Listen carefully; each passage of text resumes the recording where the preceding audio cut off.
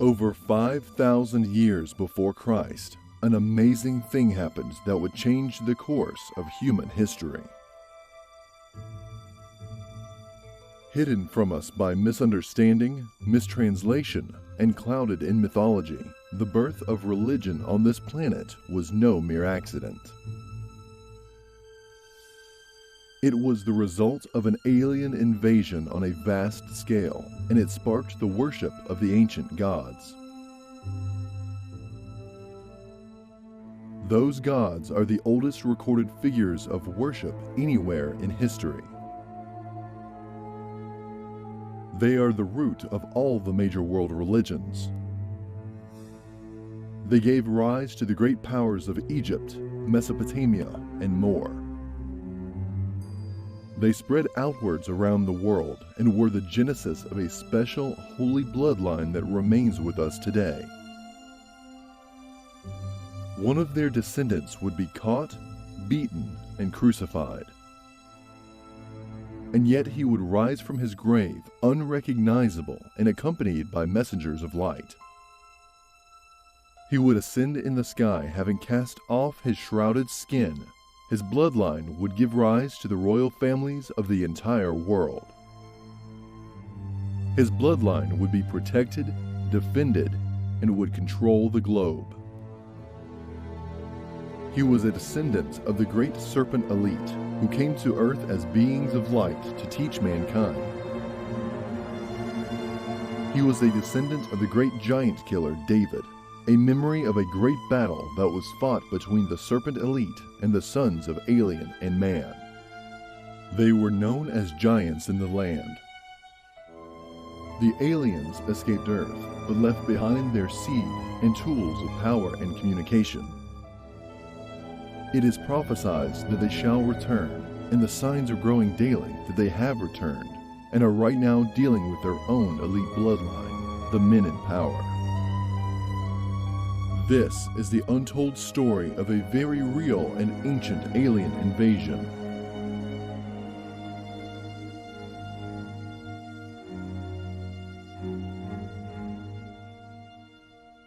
In Africa today, there are the remains of the oldest form of worship anywhere on the planet. It is a cave in the shape of a huge serpent. All around there are pieces of stone fashioned into thousands of small scales. This is the place of worship for the serpent. This is where man first came into contact with the aliens. The discovery of this one location surprised the world. Nobody expected original worship to be that of the serpent, and yet it is within every single religion. It is in all the myths of the world, and they all tell the same story.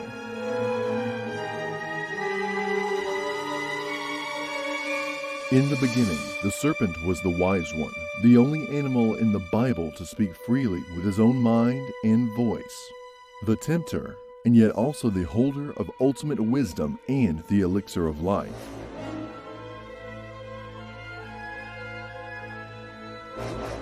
Mankind, in comparison to this remarkable animal, appeared foolish.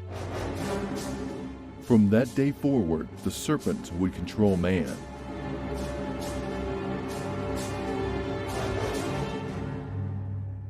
The very genetic makeup of mankind altered from this moment. We cannot say exactly when.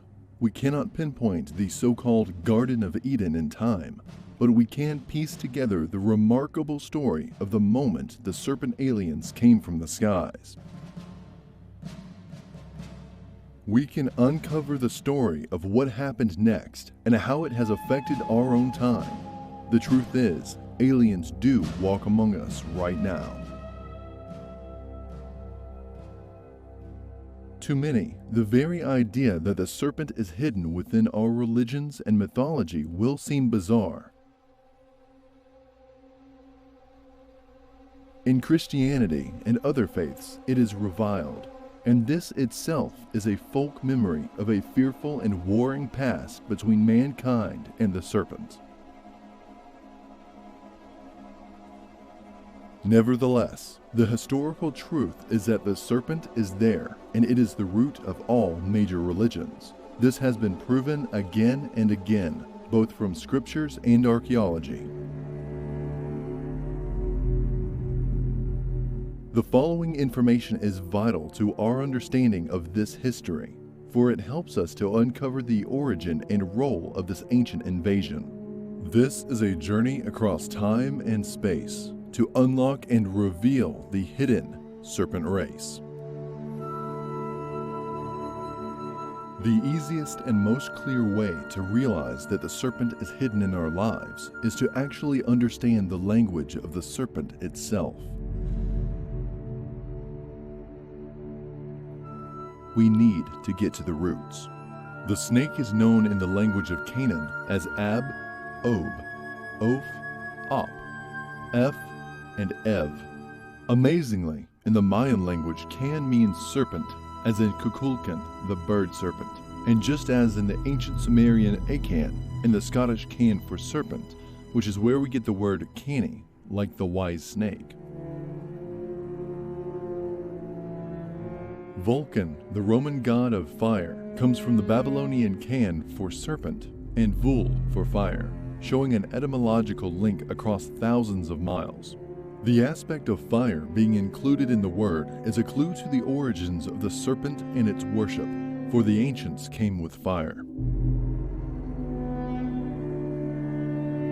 There are no real snakes on Earth that are also fire, and so it must mean something quite different.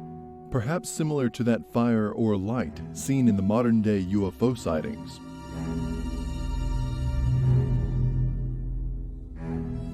At the very center of the Christian world, the Vatican, comes from the words vatus for prophet and can for serpent, making the Vatican a place of serpent prophecy.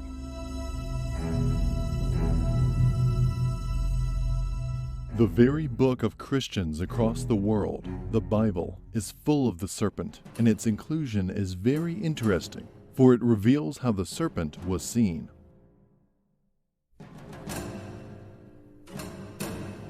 The oracle of King Saul was called one that hath Ob, or the priestess of Ob, a word that means serpent. The serpent worshippers of Moses' time and era were known as Hivites, derived from Hivia or serpent, the root of Eve.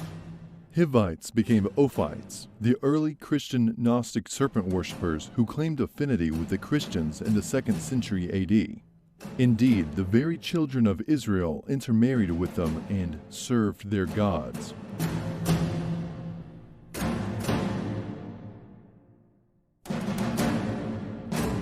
This is very revealing stuff, intermarriage and worship of the serpent gods. Today, we can easily replace the word gods with aliens.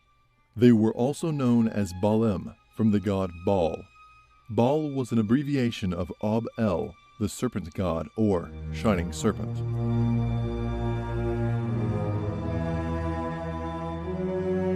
The shining aspect of the serpent reveals a subtle clue. The serpent was indeed seen in the sky and shone down upon us. This is why in Egypt, for instance, we will see the sun or Aten wrapped with a snake, and why the serpent was worldwide seen as a symbol of the sun.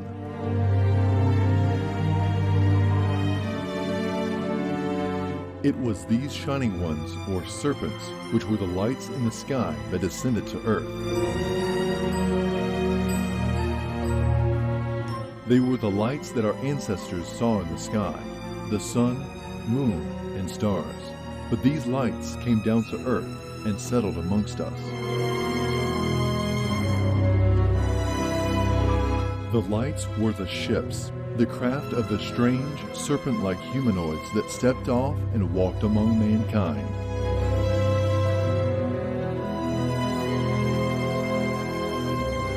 The Greeks called Baal Beliar, which means a dragon or great serpent. Baal is the Assyrio-Babylonian version of the gods Enlil and Marduk, the same Baal seen throughout the Bible. So the Baal in the Bible is a Babylonian serpent god, one of the ancient lights of wisdom that descended to earth. The European Beltane should be rendered Baltan, both words signifying the dragon or serpent. In fact, Tanit was the patron goddess of Carthage in northern Africa, who was also associated with the Tree of Life, like Ishtar and Astarte, and she definitely crossed cultures into Europe, becoming the root of the word Easter.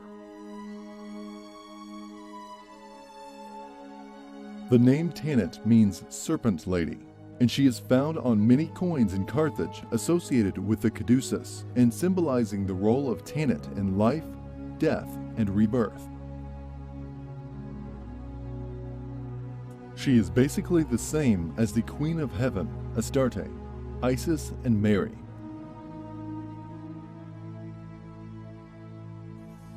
All of these deities and names go back to Babylonian beliefs of serpent worship, which in turn goes across to Egypt and Mesopotamia in general towards the African ancient serpent cults.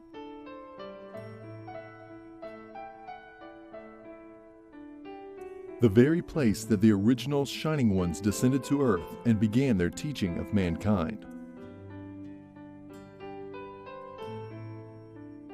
Christianity, then, is related to the most ancient serpent worship known, and if it were not for the destructive covering up of huge amounts of historical data by the Christians, then this would have been all the more obvious.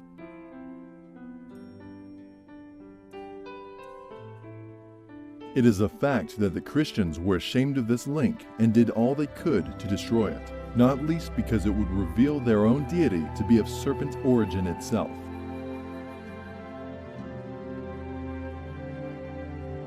Years later, as we shall see, the serpent bloodline would emerge again in the line of the Merovingians, and again the Christians would fight a battle to subdue them.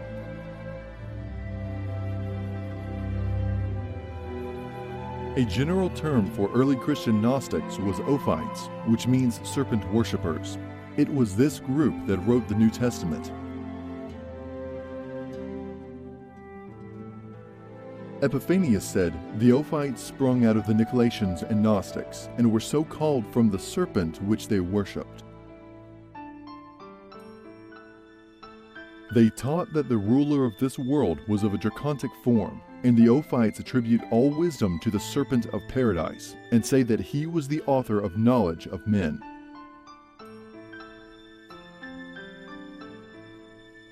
An amazing declaration which speaks volumes. The guardians of the very history and religion that would become Christianity was in fact based on and fostered by those who worshipped the ancient wise serpent that came and taught mankind.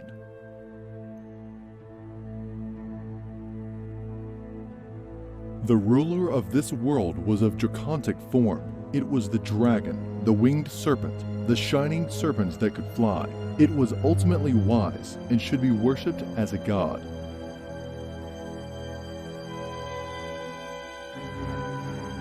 As if in memory of the power of the serpent bloodline, the blood itself was symbolically ingested. A ritual cup was used, known as the cup of the Agathodaimon, meaning simply good serpent.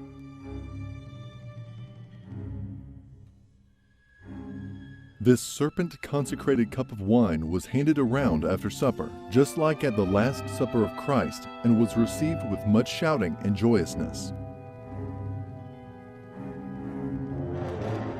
The hymn sung via the serpent to the Supreme Father was just the same as the one sung in the memory of the python at Delphi on the seventh day of the week. Now, thousands of years later, Christians still take the cup of Christ, who was called the Good Serpent by the Gnostics. This modern ritual is none other than the original, but renamed, Cup of the Sacred Serpent, which gives the body and blood of our oldest god, the body and blood of the ancient serpent race.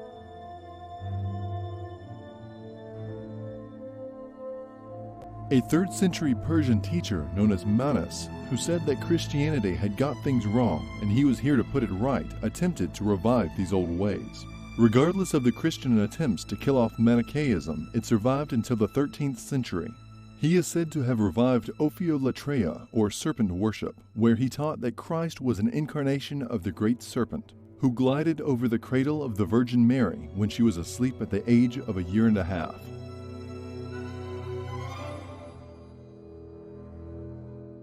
But the worship of the serpent was much more ancient than even Manus stated. In Britain, the serpent god was Hu, the dragon ruler of the world, a statement remarkably similar to that of the Ophites. The druid was known as a nadder, now known as an adder. And as the adder was the symbol of the god Hu, the druids were Ophites of the original stock. They worshipped also Beli or Baal, so in this respect, the druids were probably the last truly serpent-worshipping priests in Europe. A remnant of ancient days, long forgotten but remembered in words and deeds. According to Herodotus, a sacred serpent was fed honey cakes once a month at the Acropolis in Athens. These honey cakes were marked with the omphalos. The superstition of the omphalos was widespread, like the serpent, belief from India to Greece. It is a boss or orb with spiral lines thought to represent serpents coiled. There are similar markings on ancient stone monuments across the world. To the Etruscans of ancient Italy, the omphalos was seen as a route to another world. It was placed in a trench called a mundus, and the first fruits offered into the trench, which was then covered by a huge stone. The entire city was centered on the spot, with all roads leading to and from it. This is a remnant of the idea that the serpent race came from another world, and the omphalos, a representation of the devices used for travel. Probably the most famous omphalos is the one now in the museum at Delphi. In Greek history, the Delphic oracle was called Pytho, or Python the snake, and she was active for over 1,000 years, getting involved in anything from mundane day-to-day prophecies to matters of state. As throughout the history of the mystical serpent, it has been associated with powers of future sight, known to us today as precognition. An indication that the serpent is associated strongly with prophecy is the stark fact that the words for divination in Hebrew, Arabic, and Greek all mean serpent. This alone indicates that Hebrew, Arabic, and Greek are following the same beliefs over a vast period of time. According to Ferguson, the 19th century writer, when we first meet with serpent worship, either in the wilderness of Sinai, the groves of Epidaurus, or in the Sarmatian huts, the serpent is always the agathidamon, which in ancient Egypt presided over the affairs of men as the guardian spirit of their houses, was the asp of Rano, the snake-headed goddess who was represented as nursing the young princes. That the idea of health was intimately associated with the serpent is shown by the crown formed of the asp, or sacred thermothus, having been given particularly to Isis, a goddess of life and healing, and according to Hargrave Jennings in Ophiolotria, these were no doubt intended to symbolize eternal life. This is revealing, for one thing that is definitely associated with these original serpents is eternal life. To mankind, these serpents appeared to live forever. They outlived man. They also were great healers and were said to be able to cure man of his ills. In The Serpent and Siva Worship, C. Stanley Wake remarks about the Muslim saint of Upper Egypt is still thought to appear under the form of a serpent and to cure the diseases which afflict the pilgrims of his shrine. In the same book, we hear of one of the 4 idols of Madagascar whose emissaries are serpents. He is regarded as a physician and thought to expel epidemic diseases much akin to the Greek serpent deity Aesculapius. This is a very revealing paragraph, for it gives us insight into the amazing power and technology that these serpent beings possessed. As God, sacred, powerful, and almighty, who kills and makes alive, who heals the sick and prevents diseases and pestilence, who can cause thunder and lightning to strike their victims or prevent their fatality, can cause rain in abundance when wanted, or can withhold it so as to ruin the crops of rice. He is also celebrated for his knowledge of the past and future, and for his capacity of discovering whatever is healed or concealed. Ramahavali has basically all the elements of the Agathadaemon, the sacred serpent, in one god.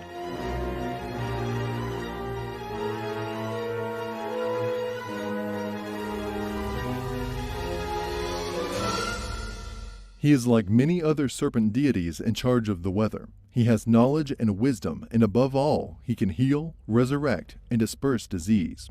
These are all elements that thousands of people across the world have said are within the power of aliens. In Islam, the snake is always seen as being closely associated with life. In fact, the word el-haya, meaning snake, is close to el-hayat, meaning the life-giving principle. The Prophet Muhammad is said to have spoken of the strange and powerful angelic beings known as jinn, from where we get genie, as being of three kinds, one of which was as a serpent. Indeed, the white jinn are said to be formed from the irises of the serpent, Sakatamuna's eyes. The king of the jinn was Jamshid, who just happens to be famous for having a beautiful cup of elixir. The resplendent Jam, as he was known, was the first to organize society and was one of the first legendary rulers of Persia. Wine and sugar were made for the first time. He was the first to construct roads and build ships. During his long reign, Jamshid received a warning that in 3 severe winters, heavy snowfalls would cover the earth, and all creation would be destroyed, very much like the flood of Noah. Jamshid followed the divine order and constructed a var, which is a fortress into which he took the best men, women, animals, and plants to reproduce and replenish the earth after the snows had melted. His reign was remembered for its great prosperity, but also his pride. He became a sinner, and he was defeated and killed by the serpent king Zohak. A later king of this dynasty, Verborgen, in turn killed the serpent king.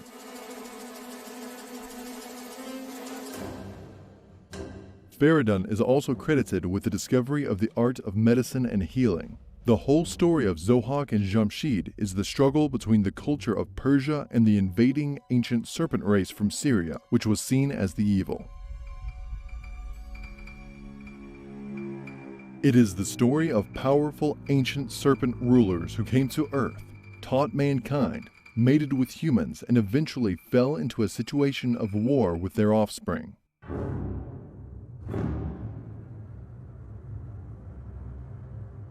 The exact same story we find in Sumeria, Egypt, the Bible, and numerous other cultures around the globe, a memory of an ancient invasion before recorded history.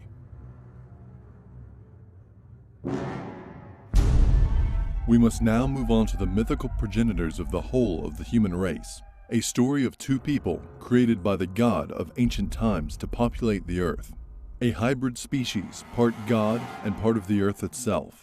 Remarkably, the origin is found to be related to serpent worship from their Sumerian origins.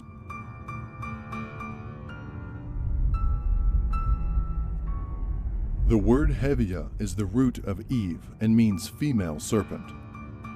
It is connected to the same Arabic root which means both life and serpent. The Persians even call the constellation Serpens, the little Ava or Eve. In Old Akkadian, Ad signifies father, and Adam was closely associated in legend with Seth, Saturn, and Thoth, who were all associated strongly as serpents. Abel, the son of Adam and Eve, means serpent shining, and Cain was thought to be of serpent descent simply because he was. The other and important point to note is that Adam and Eve were initially immortal, and Eve gained her wisdom via the serpent on the tree of knowledge and life. According to rabbinical tradition, Cain was not the son of Adam at all, but rather the son of Asmodeus, the serpent spirit. In conclusion, Adam and Eve and even their sons are serpents. The very so-called origin of humanity is in fact based upon those Sumerian shining ones that came from the sky in the form of serpents. The origin of humanity is from the line of serpents. American indigenous people call the snake Anita Wahe, or supernatural. It holds a high place in their worship because it is magical. It controls the rain and thunder, has dominance over other animals and plants. It is no different to the serpent in other parts of the world. Why would this be? In a world where historians tell us these cultures never met, that they could not be related in any way, and yet the belief systems are the same. There is, in fact, a clue, a big clue, in the tales, and it reveals the origin of these serpent beliefs. The rattlesnake was, according to legend, once a man, alluding to the ancient incoming serpent race of antiquity. This man was transformed into a rattlesnake in order to bring salvation to the human race and save him. Yet again, it is the savior of mankind. Even the Cherokee Indians are afraid of killing the rattlesnake and will ask for pardon from the snake's ghost should they do so.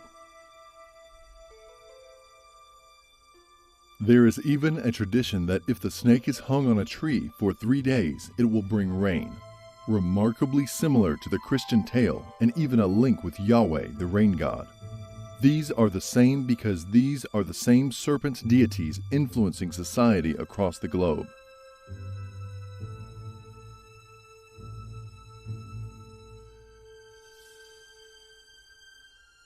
In mankind's efforts to mimic their ancient deities, they began a peculiar tradition: circumcision.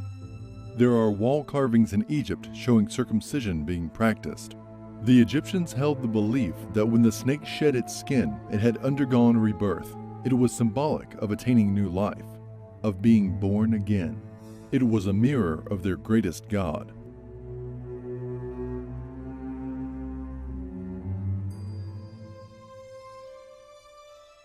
The Egyptian priest, in a mock ritual of the serpent shedding his skin, therefore removed the foreskin of the male, and so the male was born again like the snake.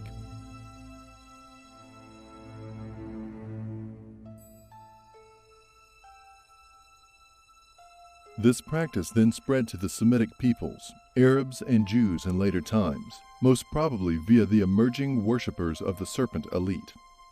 The fact is, this practice goes back to ancient Sumeria, the home of the original serpent shining ones who came down from the sky, the home of the ancient watchers.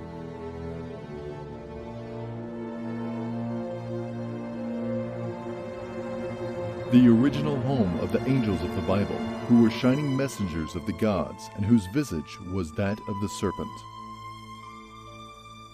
There is no denying that all the records we have of these shining ones record them as having descended from the heavens, to be incredibly wise and powerful, to have set up a special guardian race called the Watchers, who then went on to mate with humanity and create a hybrid race.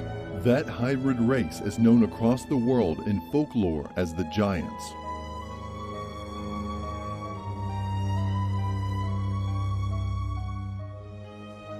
History tells us quite simply that this was a crime, and the original aliens, the Shining Ones, did battle with the giants and brought about a great cataclysm.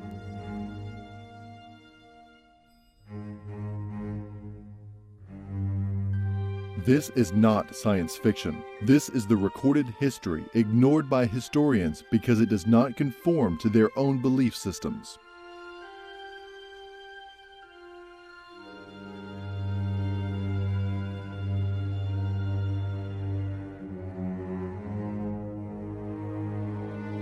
The Panchatantra are 5 books of animal and magical tales and one of India's most influential contributions to world culture.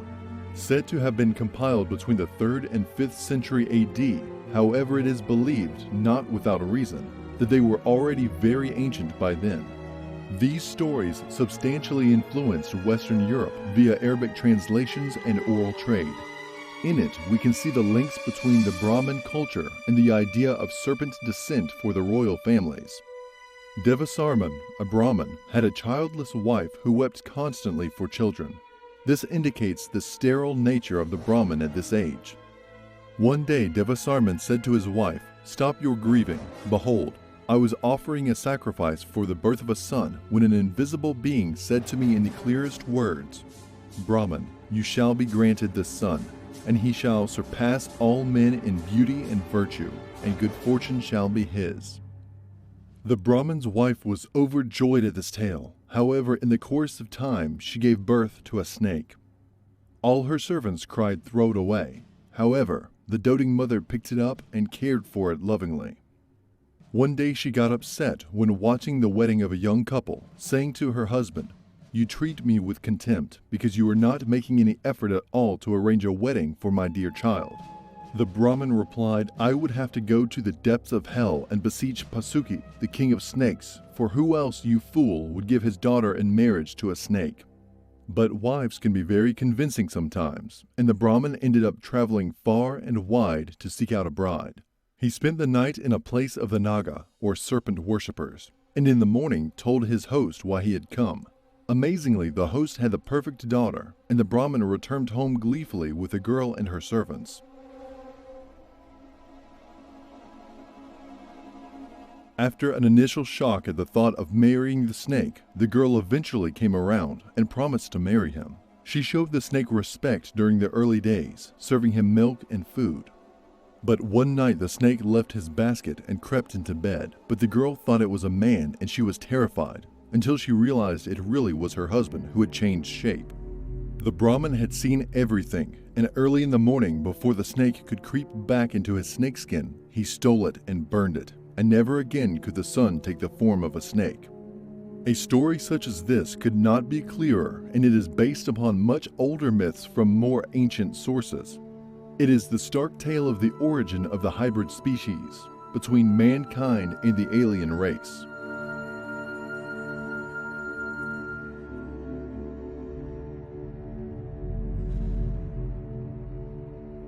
True modern scientific genetics can clearly be seen in this very ancient tale.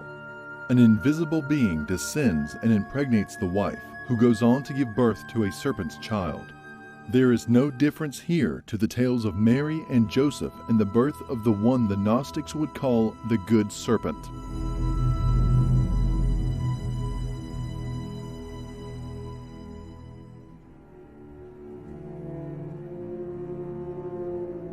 There are hundreds more like it across the world, relating to the descent from serpent aliens.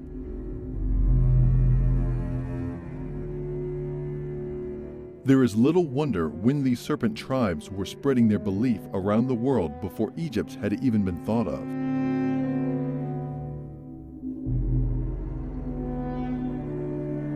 Now we have seen the traces of the alien invasion of the shining serpents in the mythology and history of the world.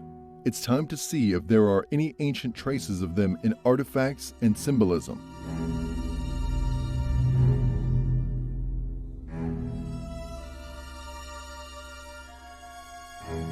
The fact is, once our eyes are opened to the existence of a massive worldwide serpent worship history, we cannot fail to see them. Almost everything about the mythology of the alien serpent race reveals that they were the gods who gave life, and no symbol reveals this more than the Ankh of ancient Egypt.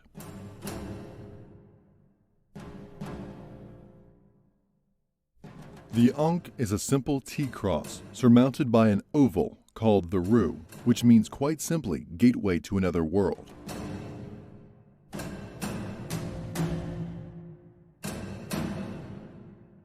This enigmatic symbol of Egypt represents eternal life and was often found in the names of pharaohs such as Tutankhamun.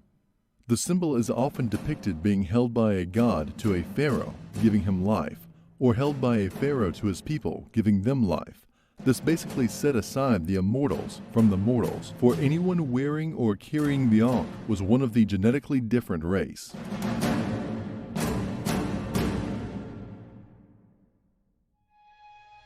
The pharaoh was God on earth, and so he held his own symbol of the sun and the serpent to his people. It is the loop, the Ru or gateway of the Ankh, which is held by the immortals to the nostrils.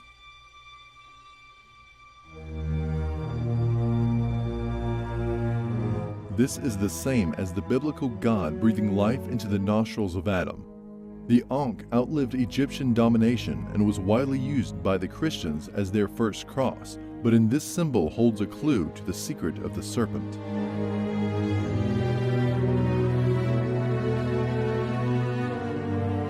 Philo said that the Phoenician alphabet are those formed by means of serpents, and adored them as the supreme gods, the rulers of the universe, thus bringing to mind the god Thoth, who again is related to the worship of serpents and who created the alphabet. The rulers of the universe not only gave us life, but also the very alphabet. They taught us how to communicate.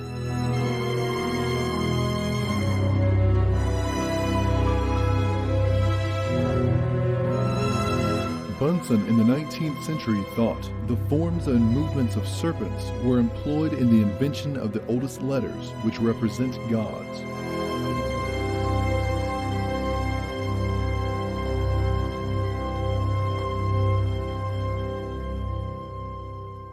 The most important of these symbols was the ankh, which, without the loop, becomes the Egyptian taut, the same as the Greek tau, a simple T, a symbol upon which the deity of Jesus would be crucified.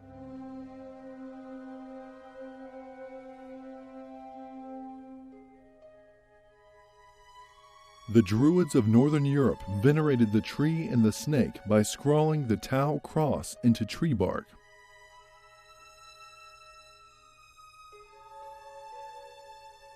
Amongst the modern Freemasons, the means clavis ad thesaurem, a key to treasure, or theca ubi res preciosa, a place where the precious thing is concealed.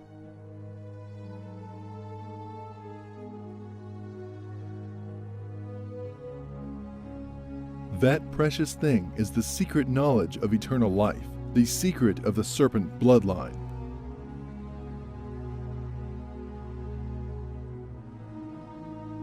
This symbol became the mark or sign which would set the believer aside for saving when the gods returned.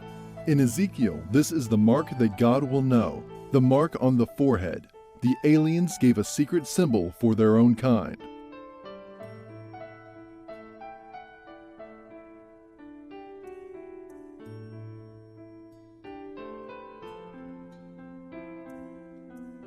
This remarkable idea of wearing the Tau cross on the shoulder as a sign would later become part and parcel of the Crusader Templars' markings, the very same Templars who are instigated in the worship of serpents.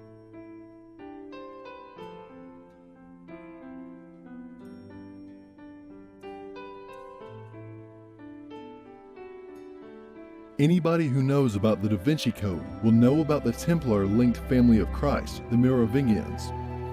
They were said to be descended from Jesus and a serpent-fish deity, and again bear a red cross on their shoulder blades. We shall return to the Merovingians soon to unlock the key to the aliens that walk among us today.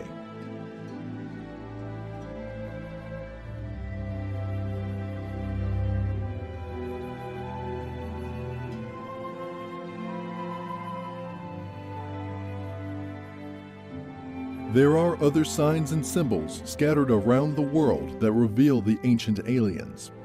If we move into the lands of the Celts, we discover more symbolism. Beautiful Celtic knotwork is derived from the images of the snake and the movements of the planets. It is a merging of the beings from the heavens and the heavens themselves.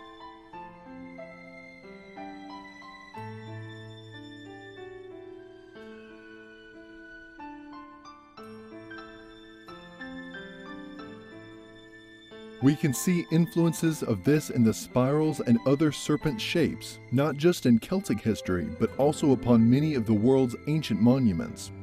In Scandinavian literature and stone art, we can also see how the serpent appears, looking remarkably like Celtic knotwork. In Roman and Greek wall paintings, there are running spirals thought to be symbolic of the protective snake. Spirals and carvings of the serpent are seen all over the world, and it is always found to be in association with the serpent worship and strange and bizarre-looking alien-like creatures.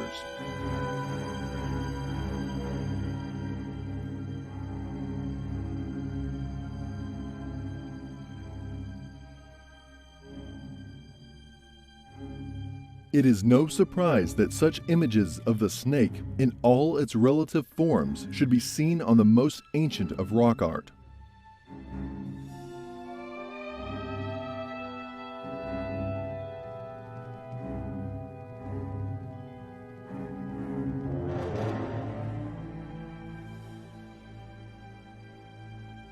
In the cup and ring marks, there are many images of what appears to be a serpent entering the cup and rings. Some have put this down to a serpent entering a hole, others that it is eating an egg. Nobody is sure. Maybe it reveals a kind of wormhole travel.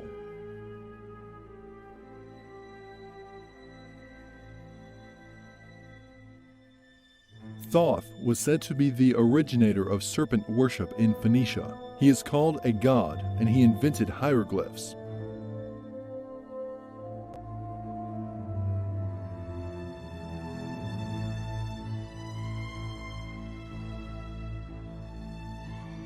Thoth consecrated the species of dragons and serpents, and the Phoenicians and Egyptians followed him in this superstition.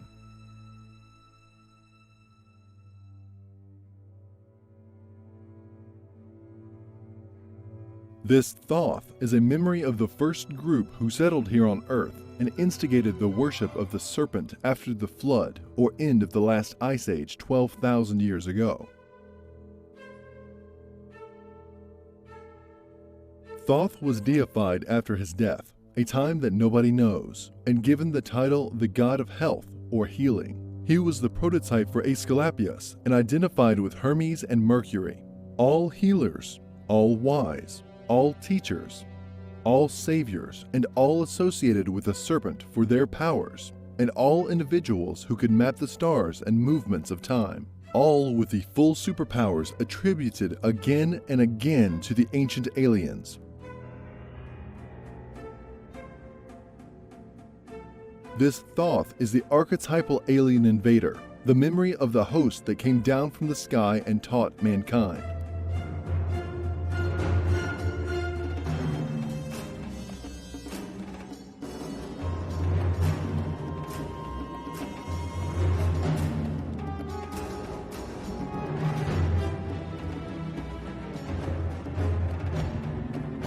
The symbol of them all is the Tau cross, the mark of Cain, the symbol of the ancient alien invaders. The symbol our fabled gods have been sacrificed upon. If you wish to hide a secret, hide it in plain sight.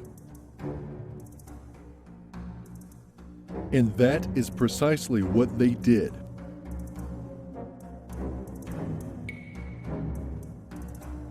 For thousands of years, this symbol has become a sign of the ultimate secret, the ultimate truth of the origin of human civilization. It has been kept alive by one particular group, the guardians of the secret of the alien bloodline.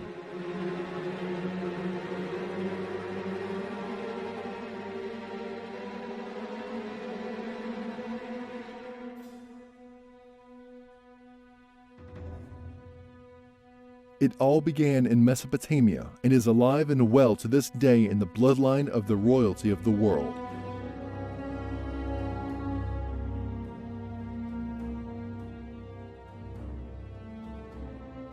We have seen the history and mythology of the alien serpent past. We have seen the serpentine saviors rise and fall across the world. Today there is one particular savior myth that has crept into popular folklore through various best-selling books, documentaries, and films. The Merovingian dynasty.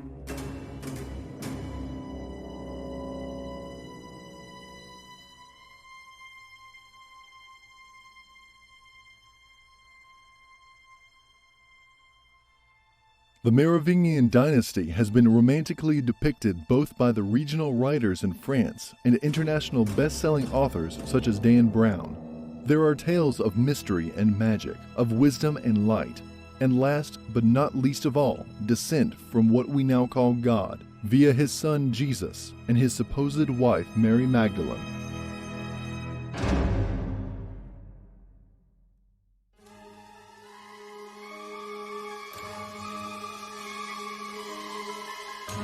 The Merovingians were descended from an ultra-ancient race of fallen angels that spawned the globe, taking wisdom and knowledge with them as the idea of Atlantis sank.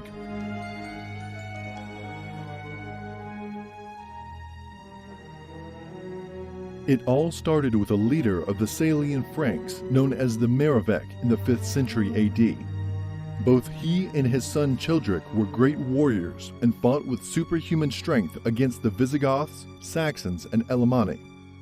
Following Childeric came his son Clovis I, who went on to unite most of Gaul and the Loire and defeated the Roman ruler Syagrius. It was Clovis I who adopted the Roman Catholic religion for his nation. Eventually, by the early 7th century, we end up with the infamous Dagobert II, also known as Dragobert, coming from the words dragon and Bert, which in turn come from Bara or Para, which means pharaoh. So Dagobert simply means king or pharaoh of the dragons. He is the culmination of the serpent holy and royal bloodline. Dagobert is said to have visited the serpent-worshipping brethren in Ireland.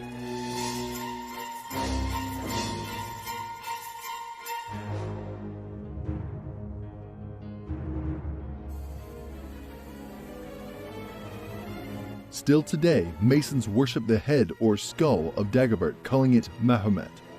It is kept in the Covenant of the Black Sisters at Mons. The cup that was formed to hold the skull was made into the shape of a chalice.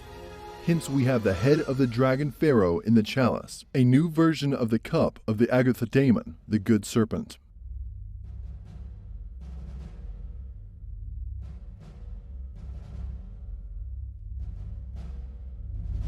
But who is Dagobert, and where did he come from? What makes him so important that his skull should be turned into a grail and then worshipped by the Masons, the modern Templars?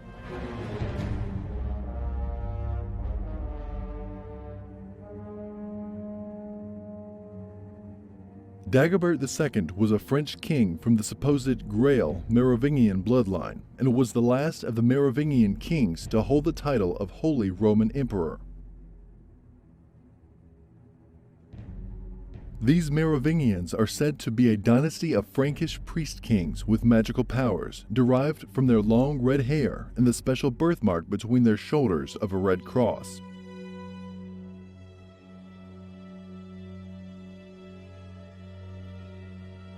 Obviously, the Christians spread rumors of witchcraft and various other misdemeanors because Dagobert was seen as a threat. After several years spent away from his Frankish kingdom, Dagobert returned from Ireland in 679. Trouble set in, and it ended with the death of Dagobert and the rise of a new royal bloodline. The Catholics had wiped out the troublesome Merovingians once and for all. Or did they? The truth is that the Merovingian bloodline was already deeply rooted in the bloodline of the royalty in Europe, and it could not be erased. The ancient alien blood coursed through their veins, and they remain to this day the most powerful families on the planet.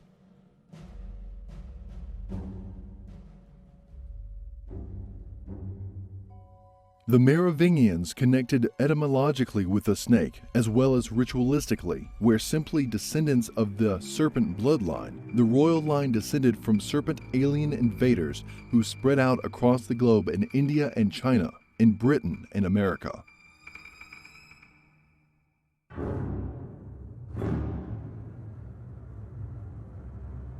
The original and most fabled Merovec is named after the sacred bull of the ancient Greeks, Mero. The ultimate secret held sacred by the Greeks was this: the bull has begotten a serpent, and the serpent a bull. The two are interchangeable. The bull is symbolized by the Tau cross, and so too is the serpent.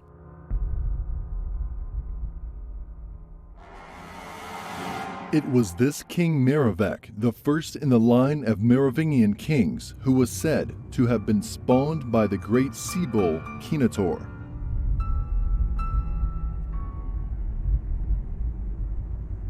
This is a giant sea monster with a bull head. The Mer part of the Merovi becomes obvious in that Mer means sea.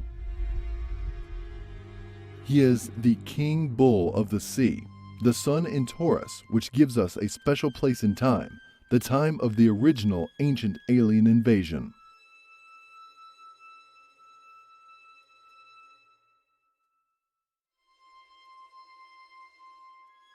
This bull king goes back a very long way in history, right back to the days of Mesopotamia and kings such as Sargon and Menes. But this goes back yet further to an association between these kings and their legendary genesis from ancient sea-born gods such as Oannes and Dagon, who were serpent gods or aliens.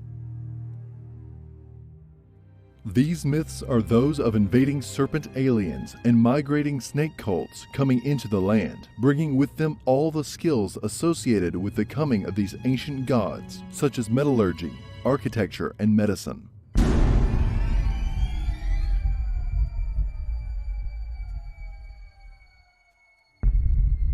These are the same as the biblical Leviathan, the great serpent of ages past, who encircled the world as the Ouroboros, the symbol of immortality and eternity of control over the globe.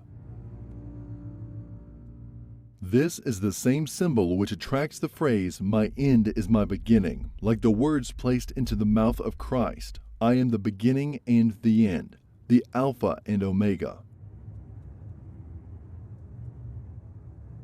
In fact, the Christians of later times went on to use the image of the Ouroboros as a symbol for the Alpha and Omega elements of their Christian faith.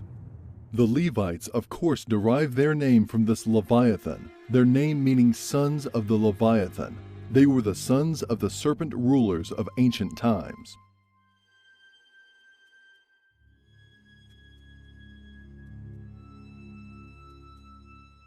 According to Babylonian legend, in the beginning there was neither land, gods, nor men.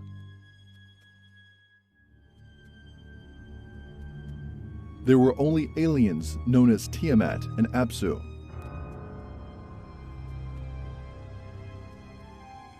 Tiamat was the female and the spirit of salt water and primal chaos, and Apsu the male, the spirit of fresh water and void. Tiamat is depicted with scales and a serpentine body and legs with horns on her head.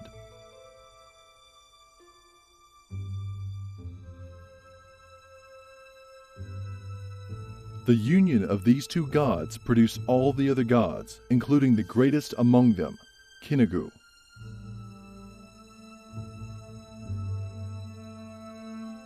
This later became the Kinator, the progenitor of the Merovingians.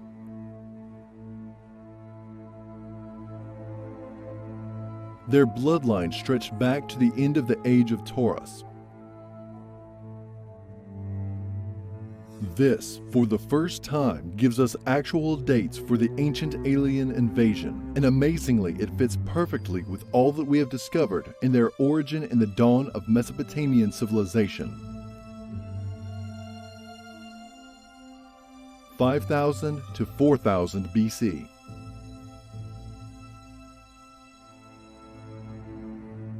Over thousands of years and across hundreds of cultures, the history of this ancient invasion by the great shining ones from the heavens altered and became legend and myth.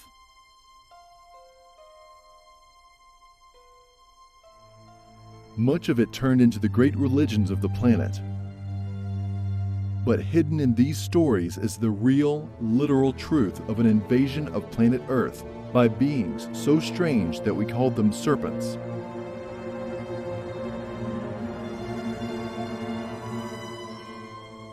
Ancient man left cave paintings and tales of their coming across the world. The great guardians of the Shining Ones, known as the Watchers, mated with human females and a hybrid bloodline was born.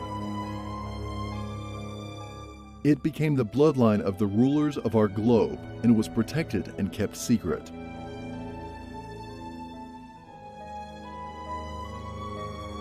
Every now and then the secret would emerge into popular mythology with people such as the Merovingians and tales of superhuman powers.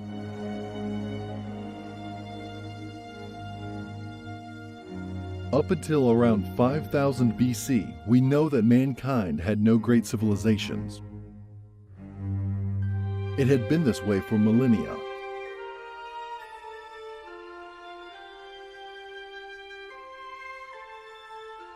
Then suddenly, at the very time we know as the Age of Taurus, at the very period that our remaining texts tell us the Shining Ones came and taught humanity, it all changed. Suddenly, civilization erupted. The Sumerians migrated to Mesopotamia towards something that seemed to attract them. This is the period of tales of a great cataclysm, what we know as the Flood. Judgment from above. The gods were angry and dealt humanity a cruel blow. These tales are worldwide. Civilization erupted, and great learning spread far and wide. The all-powerful symbol of the swastika emerged, which is in reality 4 serpents overlapping. Serpent rock art appears all over the world.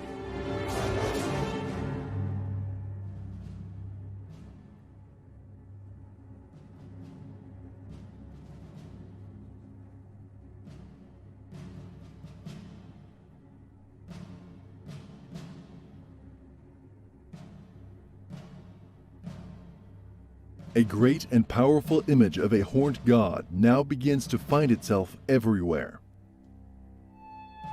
This is the Lord of the animals, the image of the one who had all knowledge. In the Bible, he would become the one we know as Moses, the wielder of the serpent staff, the teacher of his people. The one who would raise up the brazen serpent in the wilderness to protect his special people from other serpents.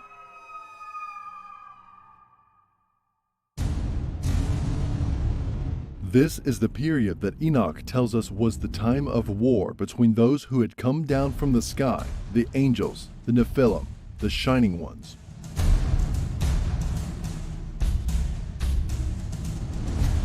These were the great shining serpents who had magical flaming swords and wheel-like or disc-like ships that flew around the sky. As the scribe of the Shining Ones, Enoch himself was shielded from death and taken away by the aliens to live out his days in heaven. Christians today know him as the man who walked with God, and the reason is simple. God came down to earth and walked on our soil, spoke with Enoch, and then returned. Whatever this means, it does reveal that ancient man witnessed something remarkable. In truth, this was the period of the ancient invasion of planet Earth by the shining race of serpents who came from the sky.